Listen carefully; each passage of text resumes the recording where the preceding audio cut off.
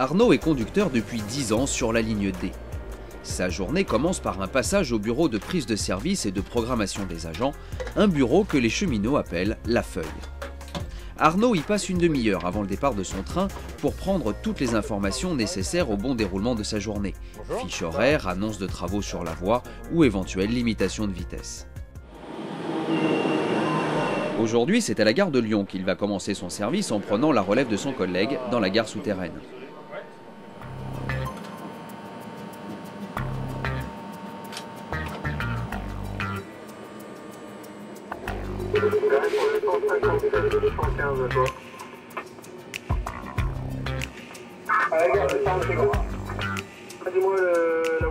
Avec 190 km de ligne, 59 gares, 450 trains et 550 000 voyageurs quotidiens, la ligne D est située en zone dense. Et la conduite y est très particulière. Contrairement à un train par exemple sur un long trajet où il va y avoir un arrêt tous les 30, 40, voire 100 TGV, c'est plus que 100 km. Là les arrêts reviennent tous les 3-4 km ou un peu plus à des fois. Donc il faut toujours être attentif. Il faut faire attention à ce qu'on fait, quoi. Par exemple les phases d'arrêt, les phases de reprise, quand on ferme les portes, à ne pas bloquer une personne et tout ça. On a une certaine responsabilité, c'est sûr. Puis on transporte, je sais pas, 1000, 2000 personnes dans le train, oui. On a une certaine part de responsabilité, tout à fait. 1000 à 2000 voyageurs par train, c'est autant de possibilités de relations avec des voyageurs contents ou mécontents. Dans l'ensemble, ça va. On n'a pas trop de soucis, quoi. Sauf en cas de circulation perturbée.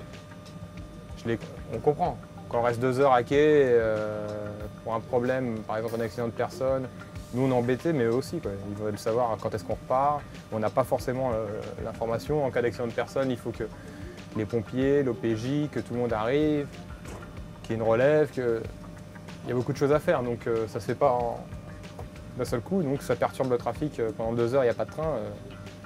C'est normal que les gens soient un peu énervés, quoi. En zone dense, chaque incident, aussi minime soit-il, peut avoir des conséquences importantes sur le trafic. Puis le temps qu'on perd, c'est tout bête. Les gens, s'ils sont en retard, on va bloquer les portes. Ah, tiens, il y a quelqu'un que je connais, on va lui bloquer les portes. Bon, ça paraît pas la grosse incivilité, hein. Mais par exemple, là, on va avoir 15 gares pour aller à Paris. Bah, si toutes les gares, on perd 30 secondes par gare, bon, ça fait 7 minutes et quelques, hein, à l'arrivée à Paris, quoi. L'image qu'on pourrait prendre, c'est une fourmilière, quoi.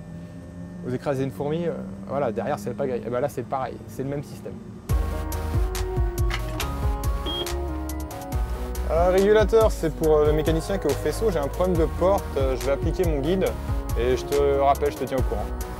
Terminé. Pour certaines anomalies techniques sur la rame, Arnaud peut lui-même intervenir. Sa connaissance du train et son guide de dépannage lui permettent d'éviter de renvoyer la rame dans un centre de maintenance et ainsi assurer la continuité du parcours. Même s'il faut prendre 10 minutes de retard, on gère l'anomalie, on repart à l'heure ou en retard, mais au moins on n'a plus d'anomalie, le train est sûr. Et c'est le plus important. Et des fois justement dans ces cas de situation perturbée, le reproche majeur des voyageurs, c'est de dire on n'est pas informé. Le problème c'est la durée. Comme là tout à l'heure je vous parlais d'un accident de personne, ce qui est le pire au niveau gestion du temps. Mais quand c'est un petit incident, on peut dire 5 minutes, mais finalement ça va peut-être faire 10. Voilà quoi, c'est comme votre voiture, vous l'amenez chez le garagiste, soi-disant c'est un problème de batterie, finalement il y a peut-être autre chose. Donc là c'est un peu pareil, sauf qu'on va voir, on essaie de trouver la panne, une fois qu'on a trouvé la panne, voilà. Au cours de sa journée de conduite, Arnaud assure plusieurs missions.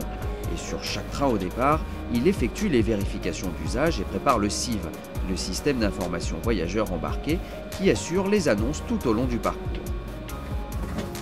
On va pouvoir partir. Sur la ligne D, ils sont plus de 600 conducteurs qui, comme Arnaud, vous transportent chaque jour en toute sécurité.